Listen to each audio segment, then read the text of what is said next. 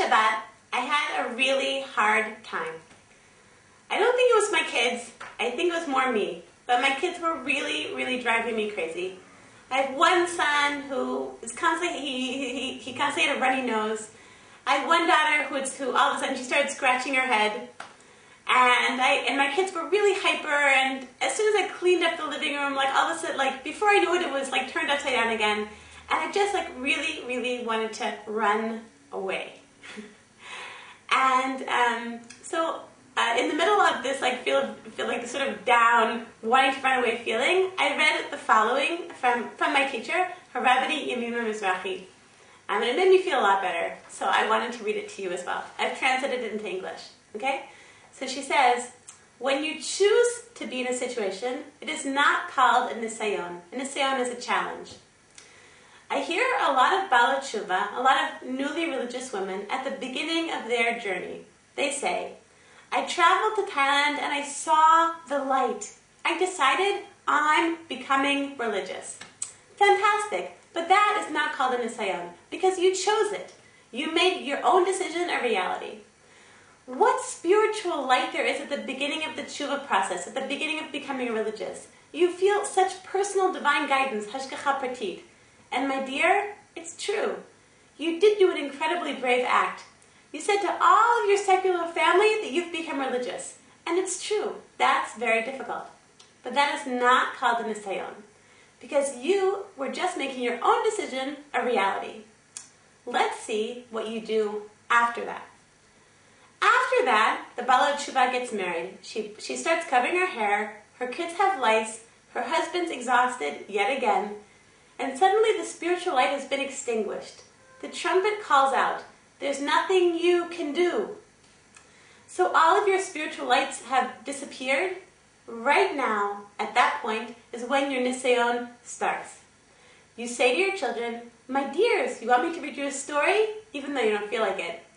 You say to your husband, my dear husband, we might be broke, but I have so much more serenity and happiness in my life now than I did in my previous life when I still had a 6-figure salary. That is the true nisayon, when you are stuck and there's nowhere you can run to.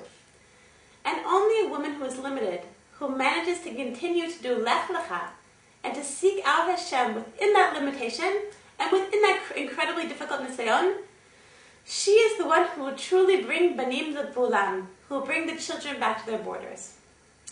So Rabbi Yemima, she goes on to explain, as she has on many, many other occasions, that the true spiritual light is the one which we can find within the limitations of family.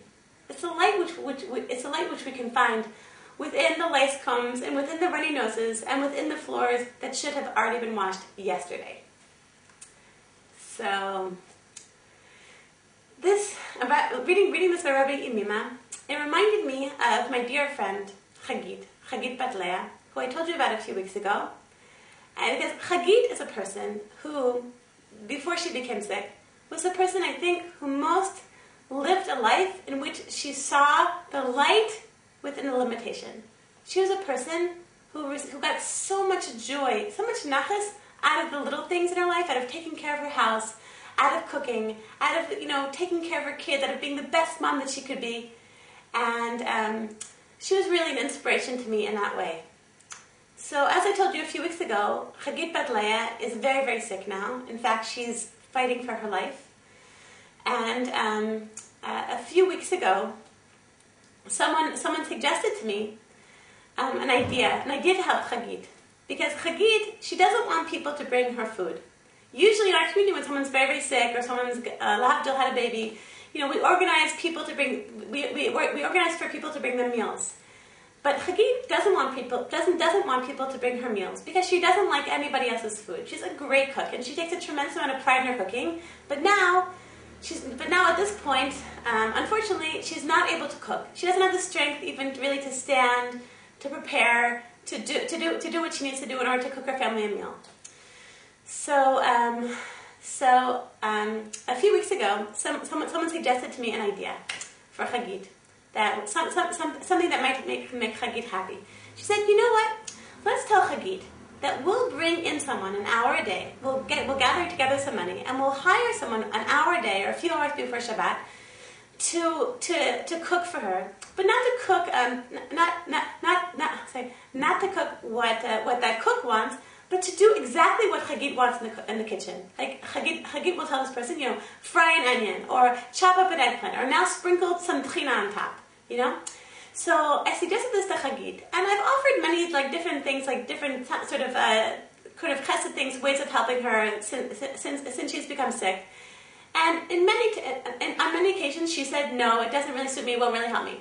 But when I told her this, that she would be able basically to cook by proxy, her face just lit up. She was so happy. This idea brought her so much joy. And so afterwards, after I had that conversation with her, just really made me feel so much gratitude for the simple things. I have the strength to cook a meal. I'm the luckiest woman in the world. I have the strength, to walk and pick up my own child from nursery school. I am the luckiest woman in the world. I have the strength to clean my own house. I am the luckiest woman in the world.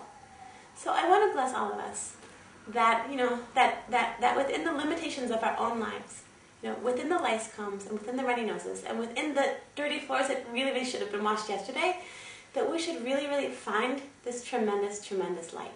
I'm going to bless all of you with an amazing, amazing week.